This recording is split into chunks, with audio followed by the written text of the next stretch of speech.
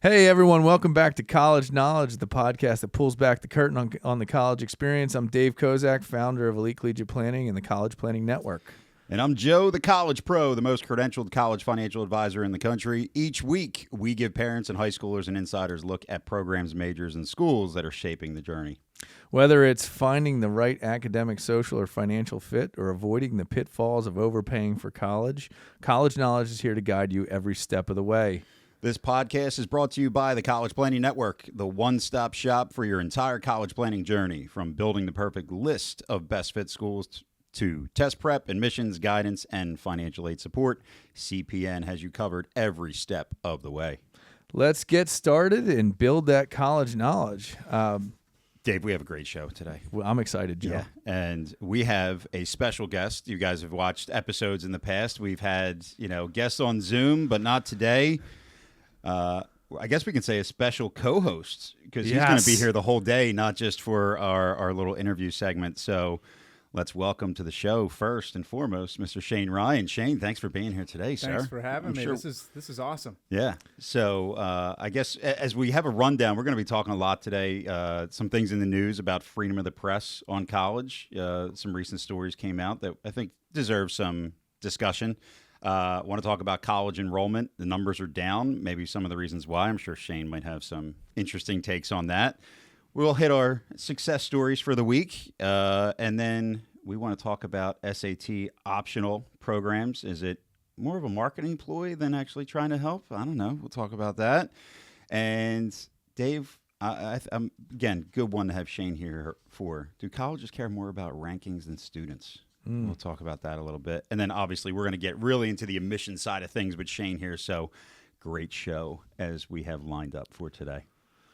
All right. Well, let's start with an intro of who Shane is. Yes, right? please. So Shane Ryan, admissions counselor at Salisbury University. He's a passionate admissions counselor at Salisbury with years of experience guiding students through the college admissions process. Shane combines his love for education and science with talent for building meaningful connections. Beyond his work in higher education, Shane is driven by a curiosity for innovation, health, and personal growth. Shane, welcome. Yeah. Thank Was you that very a much. You took was that that from my LinkedIn? Wasn't was that a fair? Was that a fair? That was great. All right, That was so really good. you wrote it. I said it. So, in terms of, just tell us how you got where you are and what your core role is, and then we'll go into the rest of the show and we'll get back to the admissions as we go through. Yeah. Yeah, so I went to Salisbury University. I was a student there, graduated 2017. I studied biology, funny enough, so I love science. But once I got towards the end of that academic career, I started to realize I was taking a lot of courses that were just for my major. I wasn't really interested in some of the stuff like high-level genetics. They were hard classes. All my friends were going out and having fun. I was studying. And so I realized I don't really want to go to another school for this. I kind of want to jump right into the workforce. So I did some sales, credit card processing stuff. My family owns a branch of a business there. But I've been an admissions counselor. I saw this job opening. I was like, this sounds like me. I get to travel and talk to people. I'm out there. So I've been doing this for 6 years now. So this is my 7th recruitment cycle. I'm what you call a veteran in the admissions world. Is usually admissions counselors are probably like 1 to 3 years. They say 3 or 30. I don't intend to be an admissions counselor for 30 years, but I am a veteran. I love it. I love guiding students through the admissions process, and that's why I think it's so important what you guys said. Taking down the barriers, pulling the curtain back, right? Yep. People need to understand what schools are saying, what the things that the schools are saying really mean. Yeah. Right. And so I think that's really important. But I love talking to students, getting them through the admissions process, and it starts over every year. So we get to do the same thing. Yeah, absolutely. And I think it was one of our colleagues actually was on a visit at Salisbury and saw you present and said, hey, why don't you come and see what we're about? Because I think you'd be great to be on a guest. So thanks for being here today. Yeah. We're Thanks excited for having to have me. you. This is great. Yeah.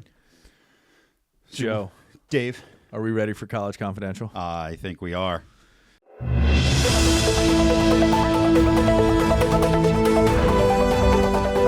So give us the background here, and then let's talk it out. All right. So on today, our first article we're going to be talking about is pretty interesting case that happened at Stanford.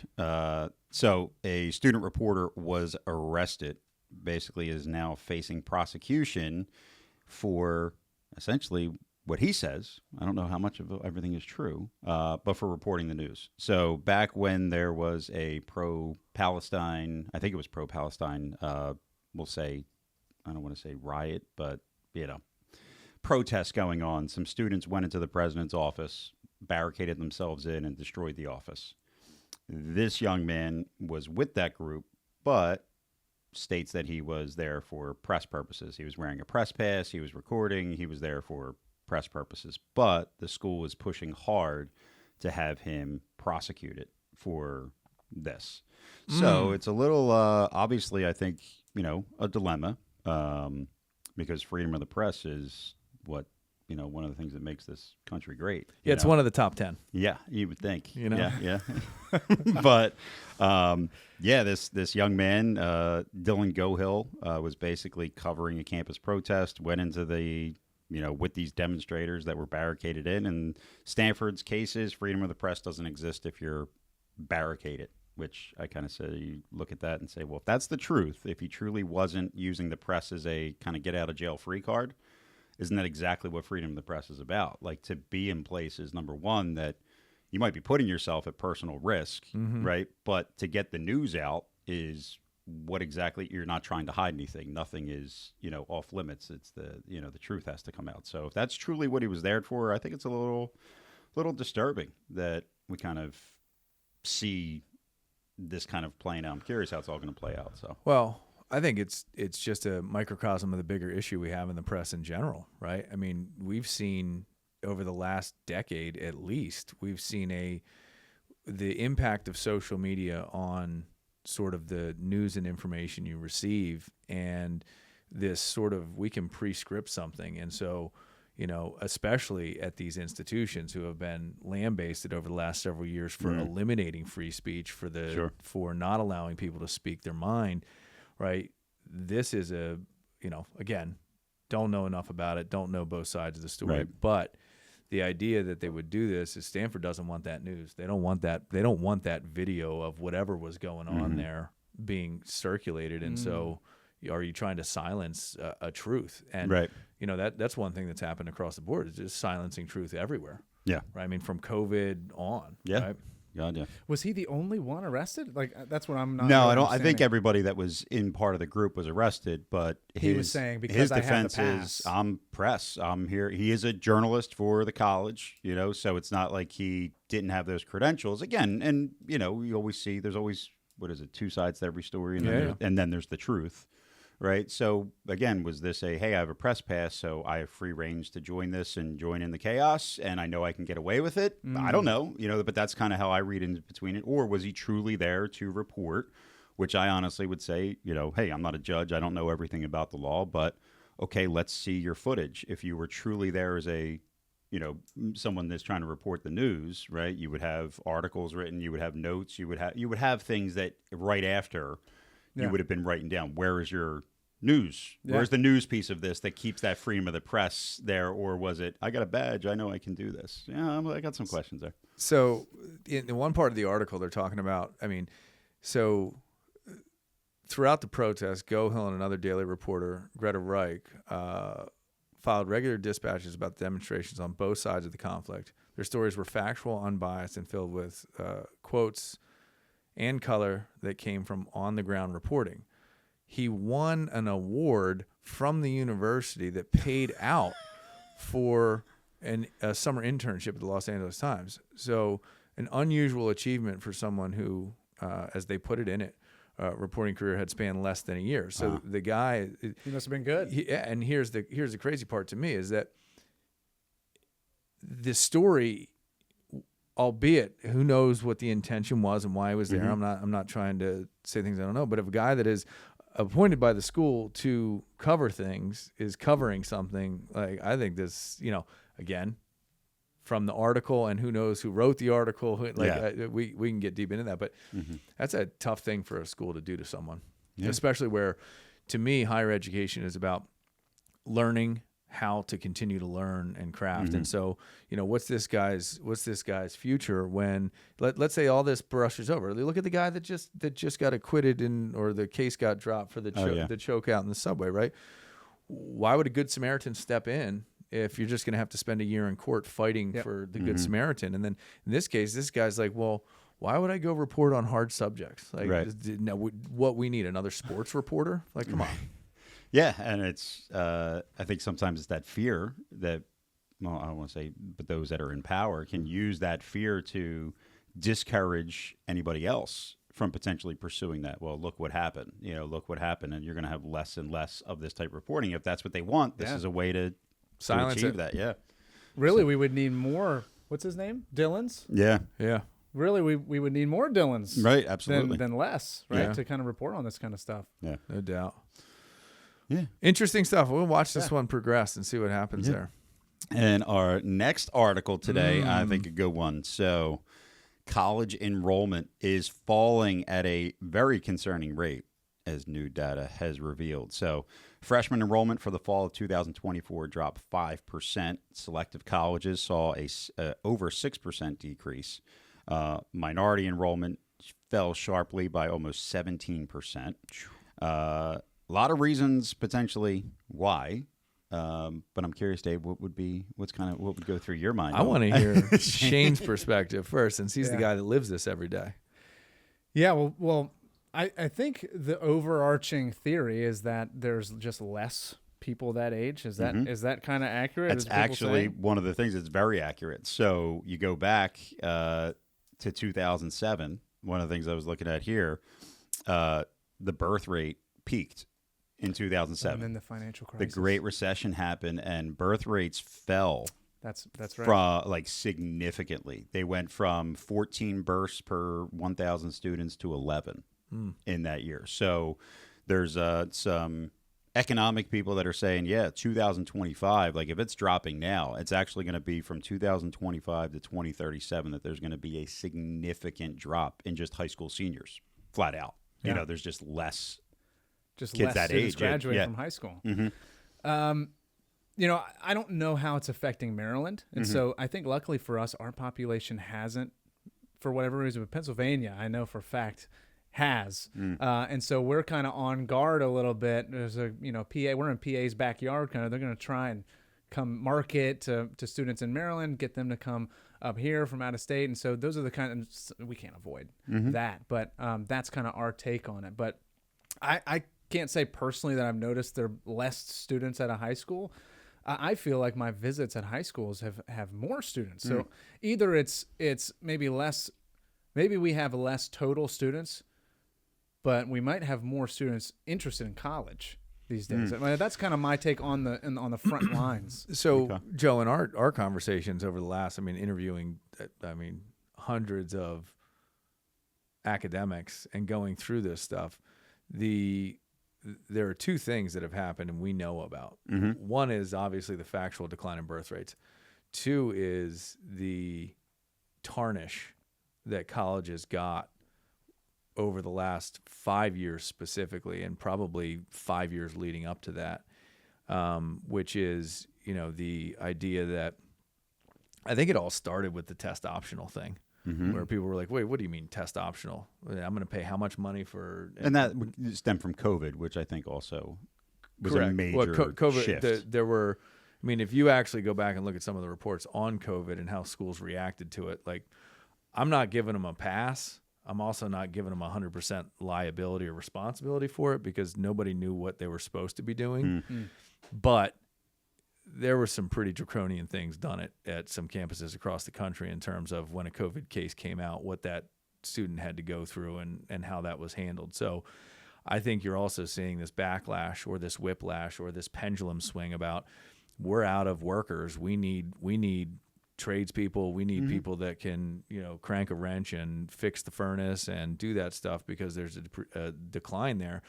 And I think you're seeing people like, okay, I've got my formal education at age 18. Can I get a specific education and go earn some money? And I think you're seeing people push to that. And it's the big question of, like, is college worth it?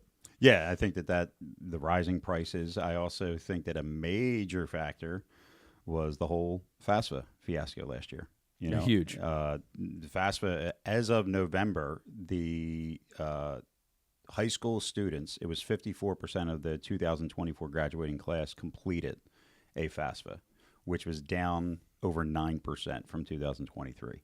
So obviously, it's not just the completion, but we know that the delays were this domino effect of getting financial aid awards out and people saying, well, if I can't afford it, right? And schools were hurting financial aid offices, didn't know what money to give to who. I know there was a lot of issues across the board from that whole thing. So if kids are relying on financial aid and it doesn't potentially come, they might be looking at other options, because just everything got delayed and they're saying, I don't know what I'm going to do. And maybe something else popped up, like you're mentioning, there's this trade program or this something just to enter the workforce. So, well, 2 weeks ago, we did the DEI interview, right? And I think there's backlash on that too. Self-admittedly, he said that DEI was implemented poorly at a lot of places. And so there is a case for DEI. The question is, it's not this overarching thing, and there's a right way to do it and a wrong way to do it, and a lot of schools did it the wrong way, and is this part of that backlash as well? Added on top of that is the Supreme Court decision. Yeah, so affirmative action. Yeah, the affirmative action that now no longer can be part of it. I wonder if that has anything to do with this as well. I mean, just a lot. There's always been changes with college. Yep. But if you add up everything that's happened the past 5 years, it's insane. I mean, the entire financial aid system basically was, we'll say, supposed to be simplified and make these things happen. That was awful last year. You got the affirmative action, test optional, test required. Like, there is a lot that changed over these past few years, in a very short amount of time. Let's not negate the price. Oh, sure. Right? It's real. College isn't cheap. Yeah. I think people are questioning it. Yeah, a return on investment is honestly one of the biggest things. College is so interesting from a sales perspective because, I kind of have to being an admissions counselor is cool because it's one of the best overall jobs I think you can get right out of college because you get experience giving presentations, selling, traveling, managing your own schedule, and then you have data analysis. And so you're having getting meaning from data and then giving that information to families and of course, reviewing applicants. There's so much different experience. I just lost my train of thought, as I was saying that. Yep. So that's cool. I mean, I was already locked into the idea of you're getting all the soft skill access and training, doing what you're doing. The communication stuff necessary to influence people is huge, right? So I think how it parlays to the admissions rates, I mean, I think it makes, let's do this, right? I would say you're not a typical admissions person, right?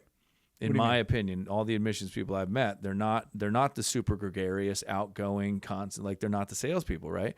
And so maybe the experience for you is different because you are good at that communication skill. You are good at that. I know some of the people that worked at F&M when I went there, they were not it's not like they picked out people that had these tools to do that job. It was a lot of you need a job. We need someone to go represent our school. And you went here. So, hey, you fit because you can talk about the school. Yeah. Not because, hey, you are a atypical salesperson that can go and influence a crowd and get them interested in the university, right? To that point, I'll add interviews we've done, Joe.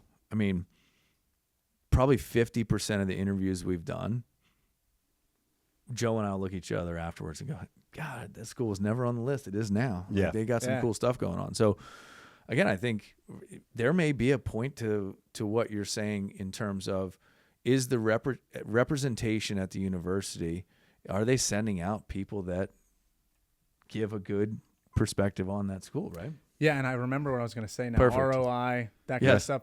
When you're selling a product that students don't realize the value of until 4 years later. Sure. It's hard to figure out. I kind of I'm selling a dream. It's really basically what I'm selling. You have to pay for college. It's one of the only things you pay up front for a full year and not have any idea really what the true experience is going to be.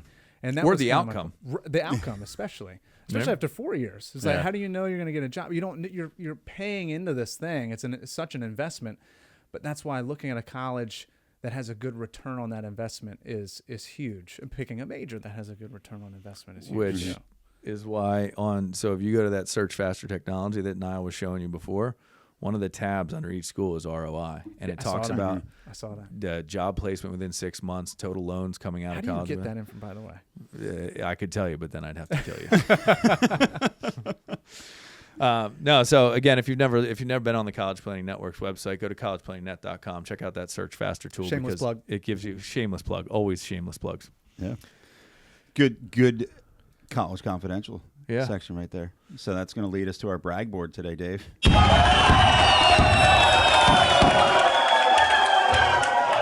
I got a great one. Let's Just hear it. yesterday, we built a phenomenal plan for a family. We did our shelter. We did our game. Kids went to Tufts and Georgia Tech. I can't remember the two very highly ranked schools. And we'll talk about ranking in a minute because I want to get your take on that because I despise it. But so anyway, we got great scholarships, great financial aid awards. They were able to get their kids through college. We just communicated the last amount of money we're going to deliver to them to finalize it, and their retirement plan just got a $300,000 bump because they didn't have to spend it on college. There you So go. that's Love a it. win. For my brag today, I got two. Number one is for you, Dave. I have officially changed all my tags and everything to Joe the College Pro from your suggestion last What's week. up? So brag about that.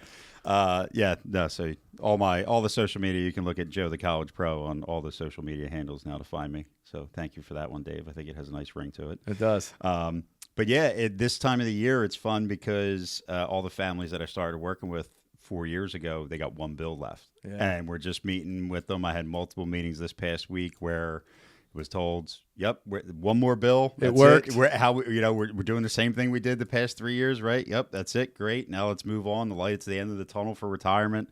But yeah, multiple families that, are wrapping up, as far as they know, their kids are graduating in May.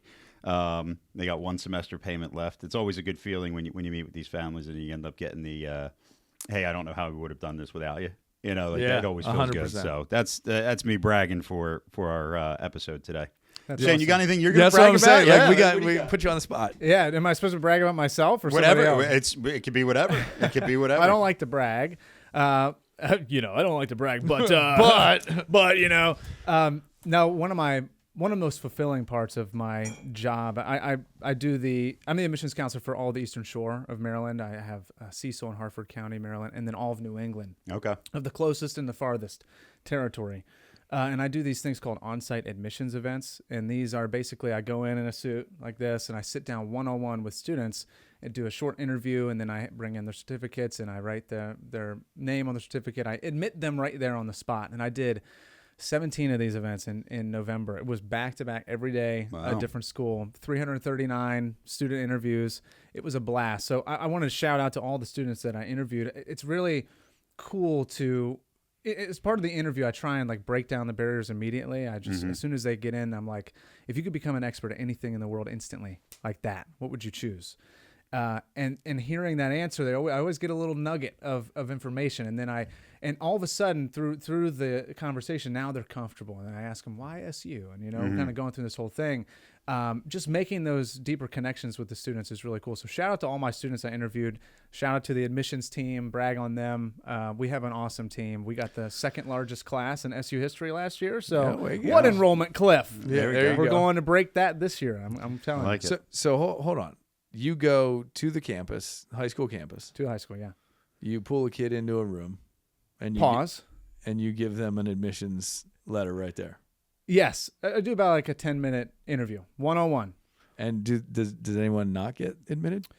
I try and keep that from happening. So Okay. here's the behind. So you want behind the scenes? I do stuff. want behind the scenes. I You want the behind goods on it. scenes.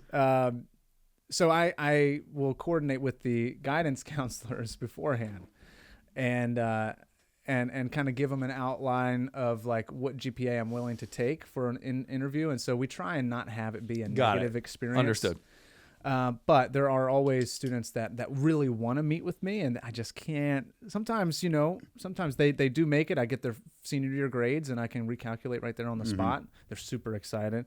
Those are the most fun students sure. to interview. But sometimes I just cannot give admissions decision, but it's never a bad thing. It's like never a goodbye. It's a see you later. I don't want to deny them and just be like, you're never going to college, buddy. See ya, get out of here. Yeah. It's like, if you want to come to SU, here's what you have to do. And I give them a whole plan forward. If they can't get their GPA up by the end of the year, I said, I'm going to be monitoring. Let's just see if you can bring these D's and C's up to A's and B's this year. And if you could do that, I'm willing to admit. But otherwise, here's the path to get to SU. That's cool. I like that. I mean, it's I never heard it. yeah. Really? No. Other schools aren't doing on-site admission. I know that's a thing. I'm going to ask the question now. I did, like, sometimes you get new information and now you have a new question to ask people. You know what I mean? I mean, I do know that I've talked with parents where they get that, because I get. I know about signing the letter of intent and putting the hat on. Sure. Right? You know. Yeah. But Not that I got to do that. Yeah, I know there's a few schools in PA that do offer that.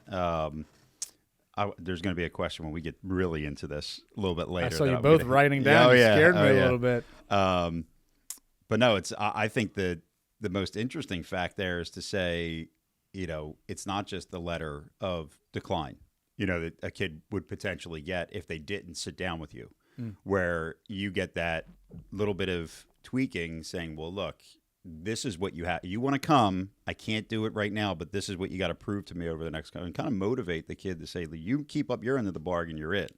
I think that's extremely important to kind of let some kids know, like, where they truly stand. You're not, it's peeling back that transparency, I think, is very powerful and potentially can motivate somebody to do something maybe they would have just been discouraged to do.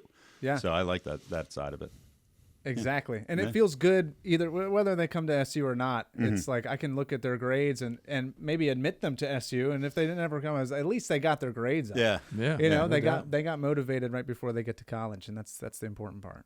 Good stuff. That was a good brag board today. Yeah. That's going to lead us today to our quick sip. You first, Joe. All right, Dave. Hey, I'm ready for a quick sip. Let's do it. Let's say, Dave, when a school goes test optional, is it nothing but a marketing ploy?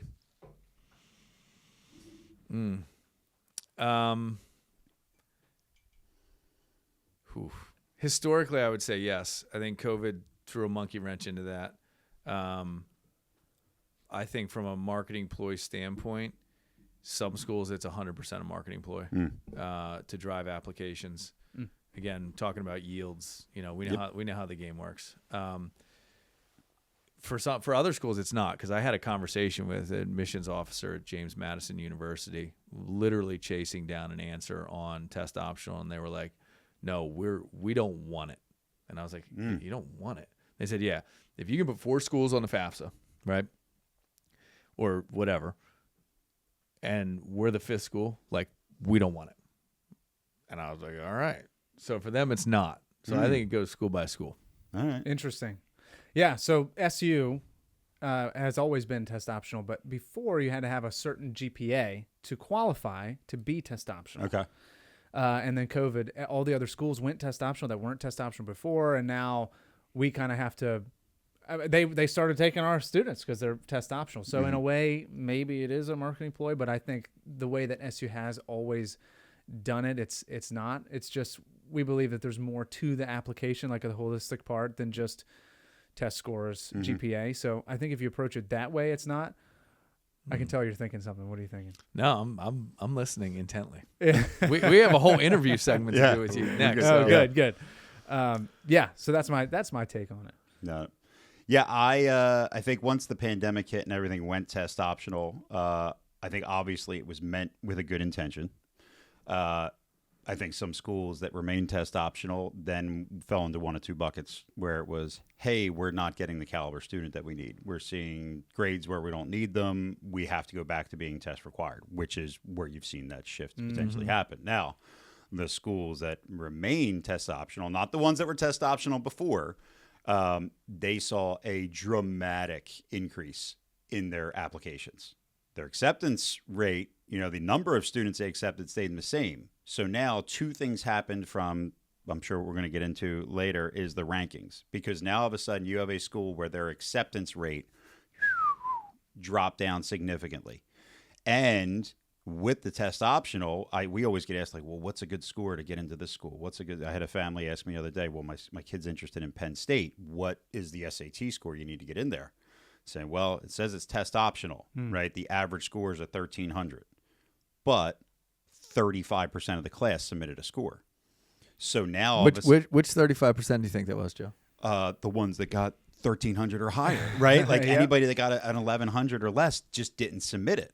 So you've now got a school that is able to inflate their SAT numbers to make them look more like, oh, our average SAT score is this. But if only 30% of the class is submitting an SAT score, it's not really true. That is very But you true. can do that. And when you have all these more applicants that say, oh, I got a shot at getting in. I didn't if I didn't have that 1,300. I shouldn't even apply. I'm wasting my time. Now it's test optional. Now I apply. Well, now you get more applicants, and now our admission rate goes down. So two major things from a ranking perspective change drastically, and I think some schools are 100% using to increase that from a ranking So side of things. you can make a student test optional even if they submit scores. And what test optional does is it ignores in the system, doesn't report on the scores that they sent. So we got, the students who at some schools submit their SAT score, they have a 980. Another student has a 1,200. You delete the 980, you keep the 1,200. Oh, our average test score is this. That's so 100%. Interesting. You can use it that way. Interesting. Oh, I cannot wait. All right. You can use it that way. So it might be a marketing ploy. The thin line. It's so. Oh, let me take a sip. Yeah, of you this. gotta do it. You can't throw it over your shoulder though. No, I'm gonna go all in. There's Chug a it. thin line to tread when you're talking about acceptance rates, because when you see test optional, you have the acceptance rates go way up, but the rigor of the classes at the school don't change. The professors aren't really on board with the whole. Yeah. So we have the faculty side and the staff side at some universities, where the faculty are like, I'm not making my class easier, so everybody's just going to fail. Right. Yeah. And so these students, sometimes it was a disservice to a lot of students. I mean, if you think about it, so this is the thing that bothers me. You're going to get me fired up on here. I'm going to try and contain it, but it's going to come out. You have students that get the FAFSA, they get all this money, they get funding, and they believe they can go to a school. And then they get there and they fail everything because we dropped the GPA requirement, no test optional. Now we let students in that would not have gotten in before, but the classes are just as hard as they were before. Now you have all these new students that are failing, and now they owe $20,000 because when you're not meeting the requirements of your financial aid, you're losing money. Yep. And so you literally fail a class or you withdraw from too many classes, and now you don't have your scholarship anymore. Yeah. And so it can really, if a student is not ready. So this is another thing you kind of have to consider when in the admissions process, which is why the holistic review is really important. You got to see, like, is this student actually ready? Are we doing them a disservice by admitting them because they're so passionate they're going to get here and fail? March Madness, Joe. Yeah. Going back to our March episode, when Yeah. we did the March Madness, we evaluated every school that was in the tournament based on academics, not on athletics. And there was a astonishing decline in retention rate because, and we correlated it to no SAT and the GPA optional, that whole thing, right? The idea is that a student that doesn't have the caliber of academic pursuit to go to that institution, gets into that institution, cannot make it at that institution, leaves that institution. And so you watch that retention rate decline at schools all over the country because, hey, yeah, I got in, but I can't hack it. And that's where I think community is really important. Yeah. Purpose, Yeah. meaningful pursuit, that kind of stuff that colleges are supposed to give to their students. Yeah. If they don't do that and they're just a school with a big name, like you don't have any, like you feel like you're not contributing there really. So Yeah. Speaking of that, Joe, do colleges care more about rankings than students? So, colleges are businesses. I think if colleges didn't care about rankings, it's from a business they'd be perspective. lying to you? Yeah, I think so. But it's funny, Shane, you mentioned the differences between faculty and like administration or school. I think that's where that question goes. I think in most cases, the professors, the faculty, the counselors, they care more about the students than they do about their rankings. It's just for when I talk, all of our interviews with professors, I don't think any professor that we talk about essentially cares about the ranking. They might say, yeah, we're this, but we know it's because of our research. It's because of our learning environment. It's because of the interdisciplinary factors that we have. I think it would be the professors care more about the students. People in the back, they got to make money. And I would say you're almost foolish if you don't care about rankings at all, because you have to differentiate yourself from another school. So I think it's a combination. It's hard to make a blanket statement that colleges in general care more about one or the other. I would love to say that they care more about students, but I think that would be a lie. I never sell rankings. So I mean, I try and keep up with the rankings at SU, but I mean, it's like we're such a good student experience because I went there. So that's one of the things we do really well at our admissions office. We always try and hire people that were students so that they can really sell the school, like the story, their story. And so I always lean towards that. I never talk about rankings, rank this, rank that. I personally, I don't care about that. I'm more interested on like the story. Where can you see yourself, and how can SU help you get there? I think that's the more important thing. But rankings, does a college care more about rankings? Depends on the college. Yeah. Yeah, I mean, I think at SU we do a good job. We tread the line of both. I think we definitely love our rankings. Every school loves their rankings because it's a talking point. We have one of the top 10 libraries in the country, and that's what. But I never really talk about that. I go into a high school and it's like, "Hello, students. We have a very nice library. It's actually Princeton reviewed. I don't ever talk about that. I'm like, you have to sell it a different way. But yeah, that's a really good question. I'll touch on. It's a dangerous question. It is dangerous. I will touch on that. You're probably preaching to the choir here. I know I won't speak for Dave, but I absolutely hate rankings. Is that our rankings? Oh yeah, we're on screen. We're on screen right now. I got Salisbury's rankings.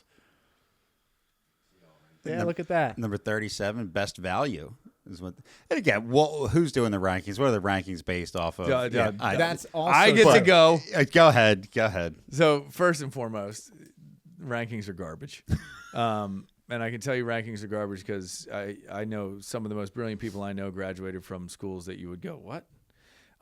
Beyond that, the only way to establish a true ranking mechanism, in my opinion, this is just my opinion, would be satisfaction and success from the person that graduated from the school, right? So I don't care how you measure success. It could be money, it could be time, it could be whatever. But what is that rank number, and where did you get that information? If you didn't get it from the student themselves, do they look back and say, yes, my school was awesome and I'm successful and happy and satisfied? That's the only rank that I care about in my eyes, because what someone may consider success, another person may scoff at, and vice versa, right? So you think the rankings is more like we have steak tartare in the library. Yeah, exactly. I think it's garbage from a standpoint of like, what are you ranking based on? Yeah. Like the only thing that matters in college is you graduate, you are effective and member of society, and you are the person that judges your success, right? I may look at you and say this guy's wildly successful, and I may look at someone else and say not. But if you don't find yourself to be successful, what does my valuation of the rank of your school that you graduate from matter? It doesn't at all. Yeah. But schools will spend an insane amount of money making sure that their ranking is up there, making sure that they're top of the list, making sure that they've got all these things. And they'll go through, how many hoops will schools jump through to get on a rank list? Do you know? I don't. A lot of hoops. And it must have some bearing on enrollment then, right? I mean, that's these enrollment, graduation, bolded numbers. What's the one that matters, really? Wouldn't it be the income and satisfaction of the person graduating? Isn't that really the only number that matters? You talk about return on investment, right? How many of your students graduated, are happy, successful, and have a certain income, right? That's or have moved on effectively to whatever the next level is, right? I don't know. I think it is a farce. And I want to speak to something you said, Joe, because we have interviewed a lot of professors, and they talk about loving their job, loving their students, loving all that. But I make no mistake.